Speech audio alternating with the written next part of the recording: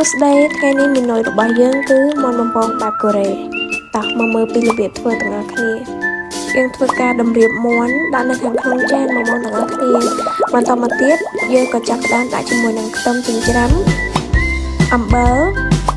ម្សៅស៊ុបប្រេងខ្យងរួមជាមួយនឹងម្រេចផងដែរបងបន្ទាប់មកយើងធ្វើការកូរឲ្យសព្វអ្វីដែលសំខាន់គឺយើងដាក់ទឹកដោះគោបងដើម្បីឲ្យមាន់របស់យើងទន់ល្អហើយចំណែកឯទឹកស៊ុសយើងដាក់ទៅតាមហ្នឹងបងមានដូចជាទឹកម្ទេសការ៉េខ្ទឹមស